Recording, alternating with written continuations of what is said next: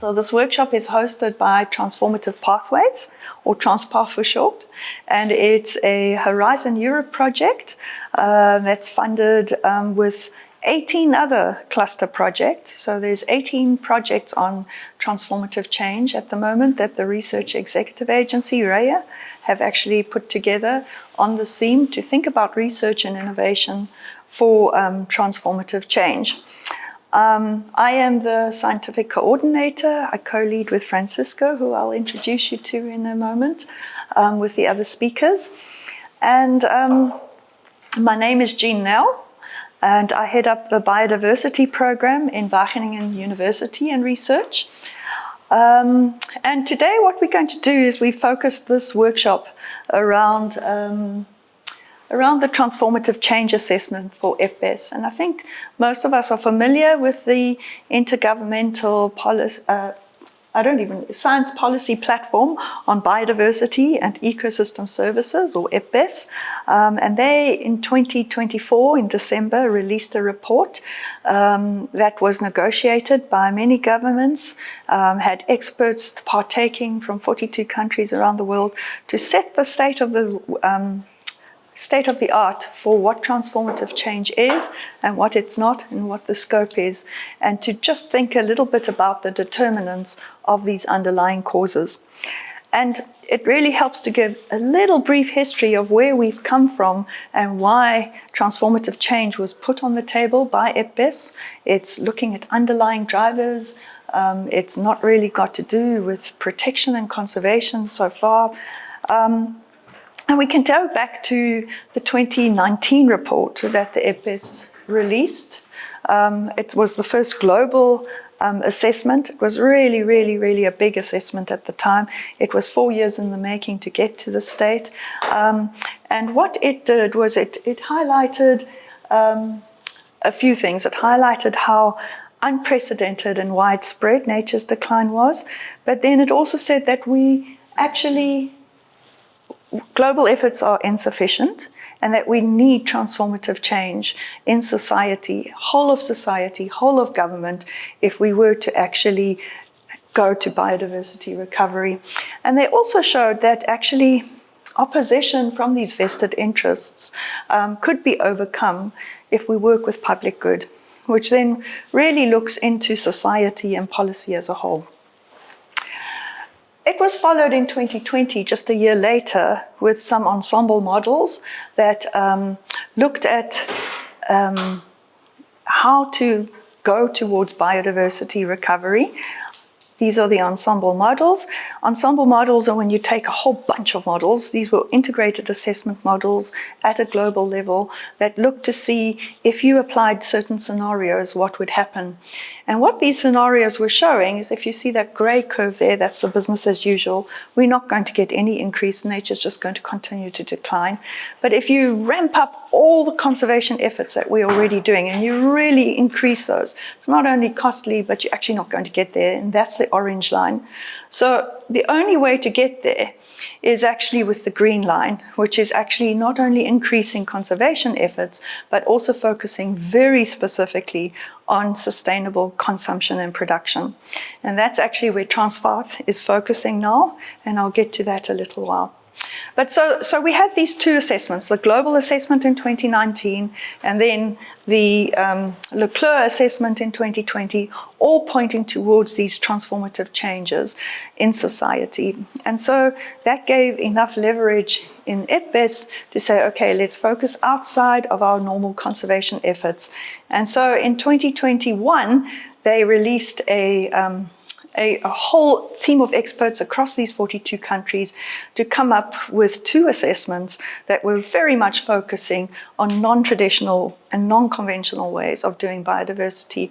First on the underlying drivers, which is the transformative change assessment, but in parallel to that was the nexus assessment.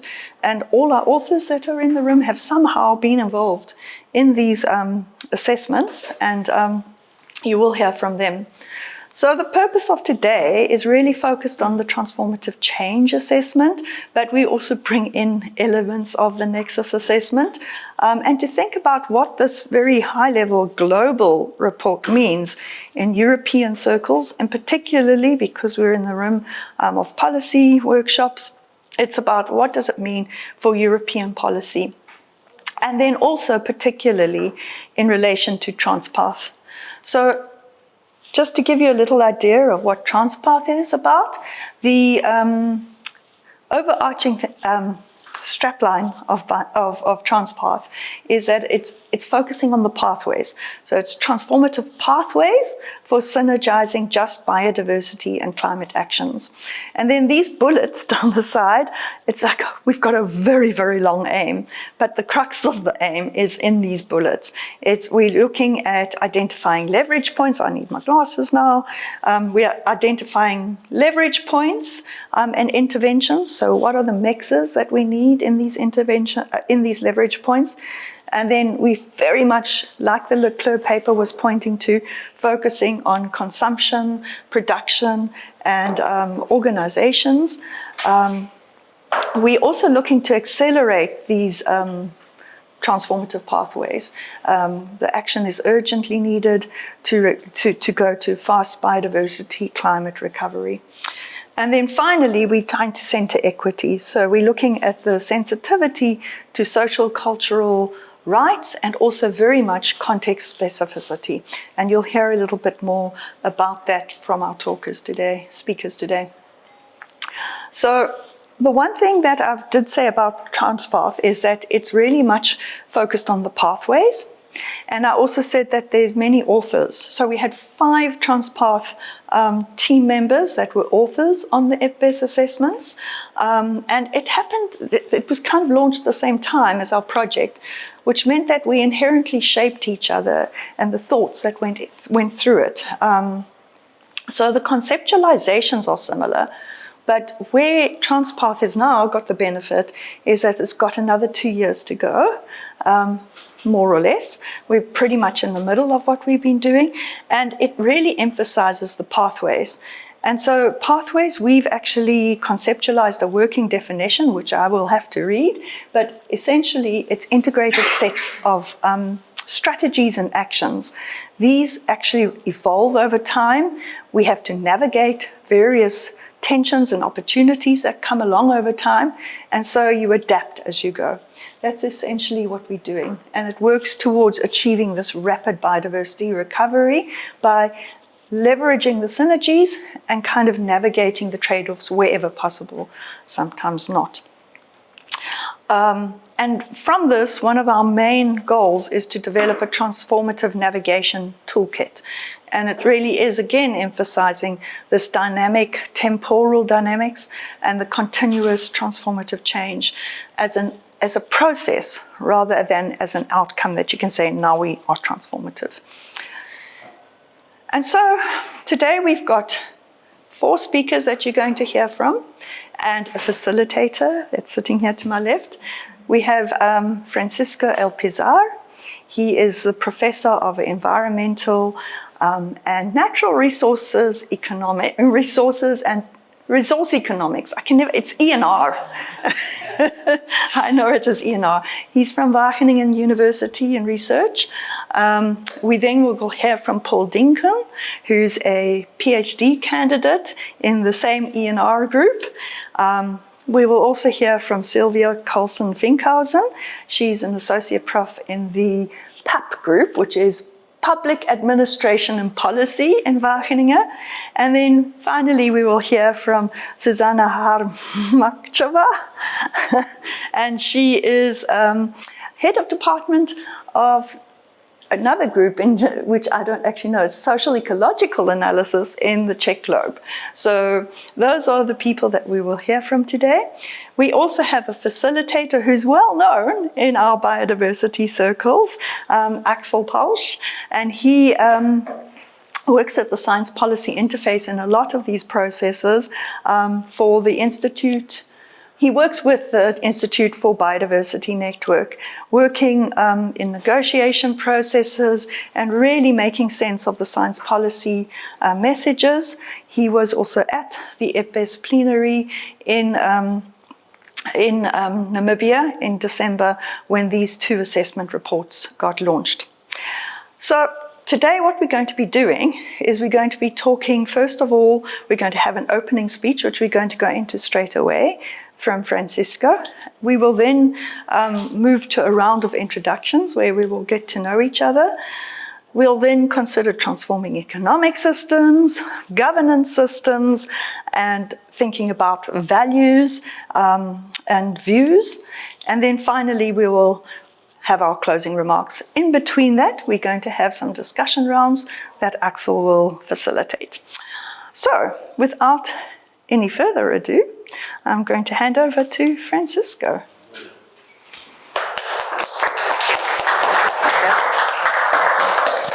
While you're changing the microphones, just Boris asked me to tell you that the recording, the camera, is just for the presentations.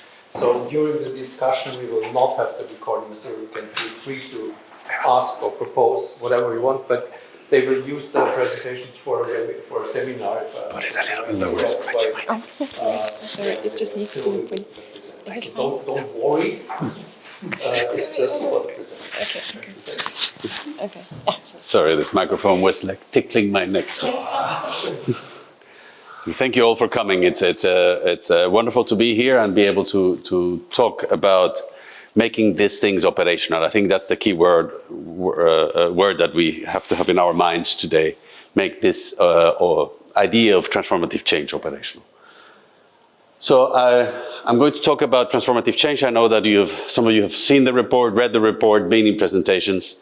I think I've actually seen you in a presentation of this transformative change report a few days ago here in Brussels. So I'm going to focus this presentation on what is relevant for this event. But let me start with the need for transformative change.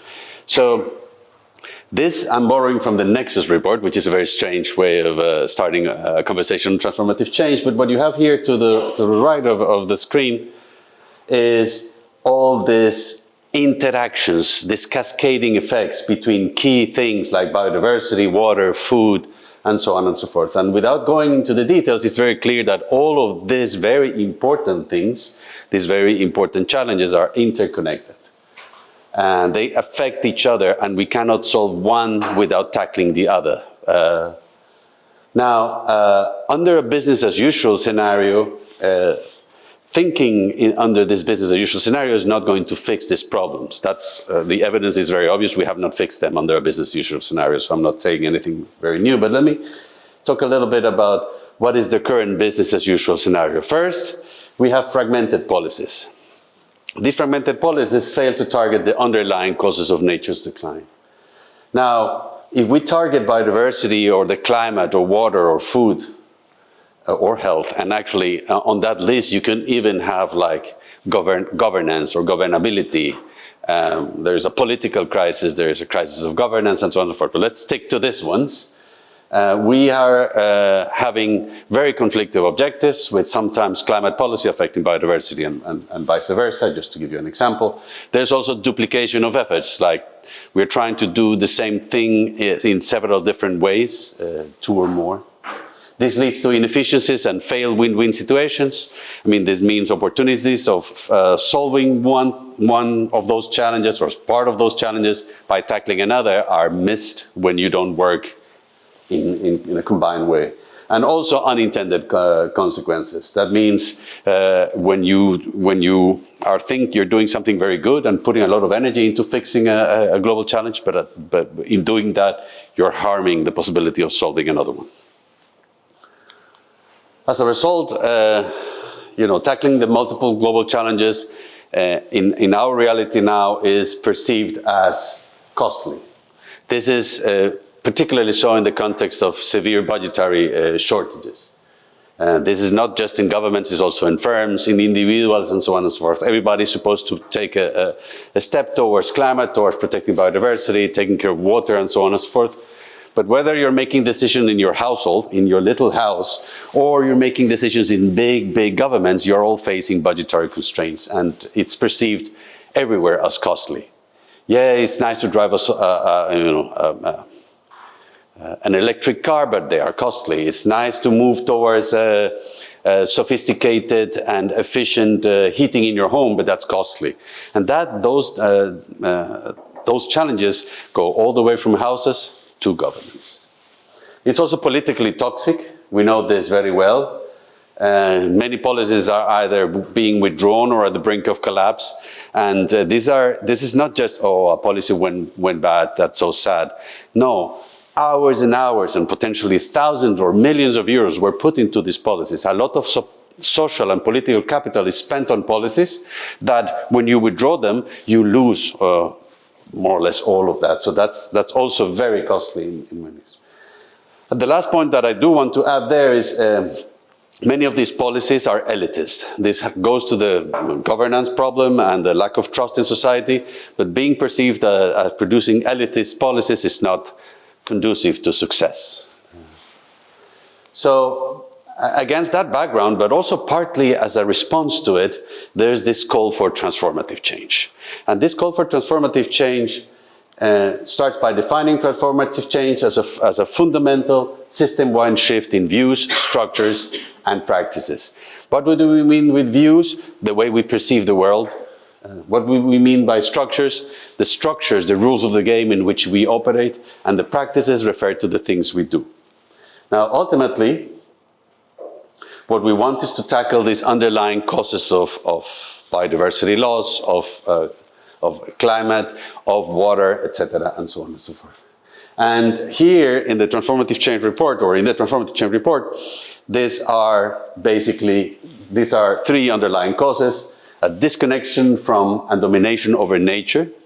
This idea that we are on top of nature, that's nature, and it's there for us to govern.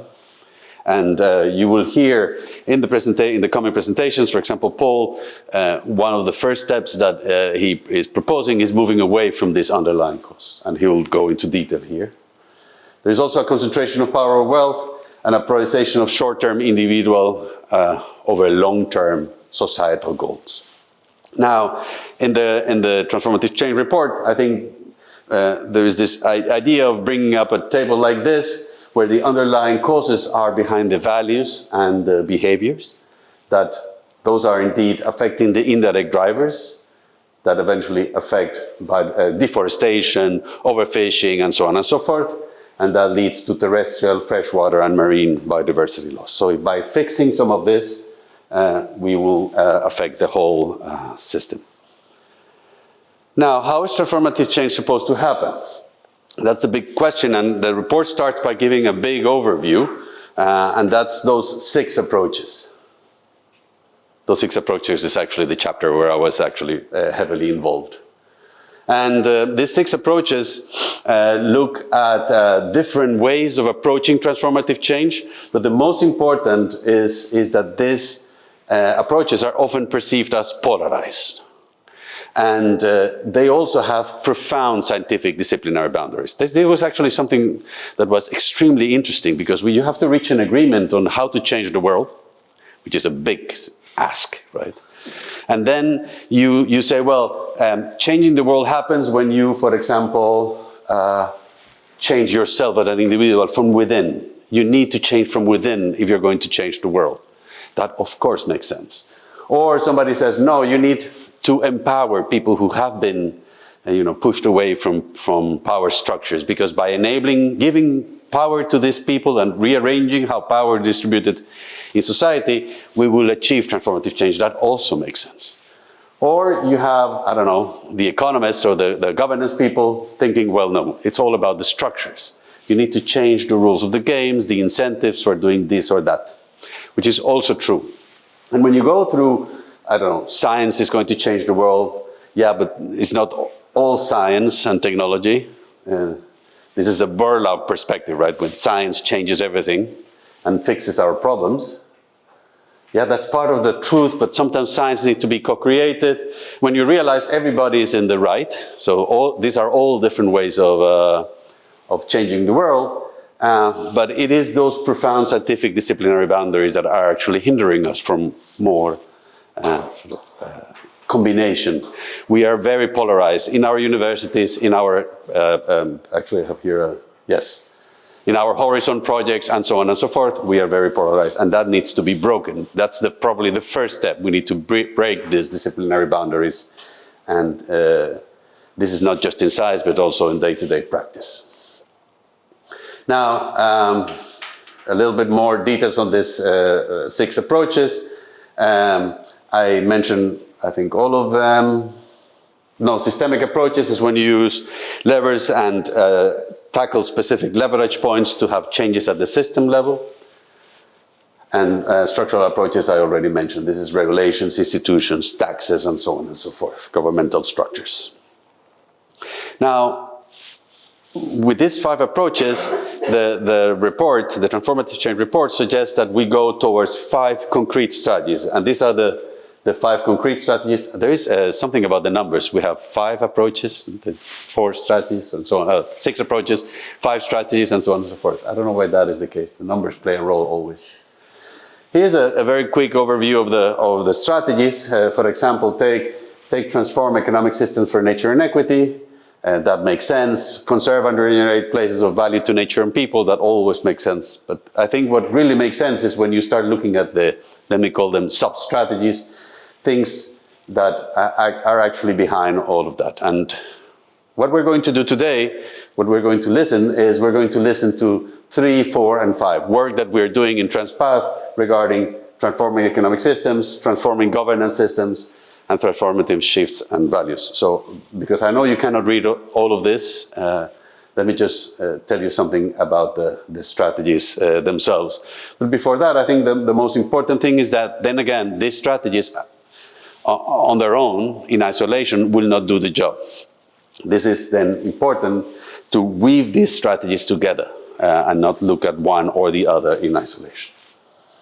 Strategy number 1 is about conserving and regenerating places of value to nature and people. Here, the focus of this strategy is that we need to identify places of high value to nature and people. That lays at the core of that. We need to start where it's more important. The next strategy is driving system change in the sectors that are more responsible to biodiversity loss and nature's decline. This again is this idea of we need to tackle where things are more urgent and are causing more pain. And some of those sectors are mentioned in the report, like agriculture, which was a success in and on itself, like agriculture, livestock, fisheries, forestry, infrastructure, mining and fossil fuel sectors. So we need to start working there. It gives us an entry door. The third strategy is transforming economic systems for nature and equity. And there, in principle, what we need is to start changing paradigms in which we operate as businesses, as governments, and so on and so forth. And Paul later is going to talk about transforming the financial sector. So we're going to go from this general statement to something very concrete. Strategy number 4 is about transforming governance systems. This needs to be integrated, inclusive, accountable, and adaptive. And later we're going to hear from Sylvia on imagination, promises, and humility. Very interesting. And strategy number 5 is about shifting dominant views and perspectives, values, and so on and so forth. This again is also about cultural narratives, which is something that Susanna is going to tell us later on this idea, on the link between norms, narratives, and broader system dynamics. Now, in this workshop, I would like you to keep in the back of your mind that what we want is to make these ideas operational. That's why we are presenting them to you, because we want to learn also from your thoughts and your thinking. TransPath, as it's clearly stated in its name, is about pathways. So it's about starting somewhere and ending up somewhere else. So we know a little bit what sort of characteristics this pathway should have. So for example, it should be no layering or no dead ends or lock-ins and so on and so forth. It should be a layered approach, and there should be no dead ends or lock-ins. So if you have other characteristics that you think this pathway should have, that would be very valuable to know. And also, ultimately, we need to be sure that we're not building pathways that are perceived as costly or politically toxic or elitist. And we need to make sure that whatever we say to you is not perceived like that. Because otherwise we will be doing the same as before. And that's it. I don't know if you have questions or comments.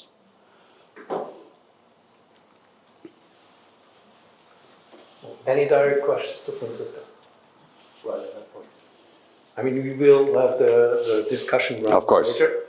And of course, you and the other presenters will be part of the discussion, so any questions could be also put in. But just for a question of understanding or how far we got with that introduction, everything fine?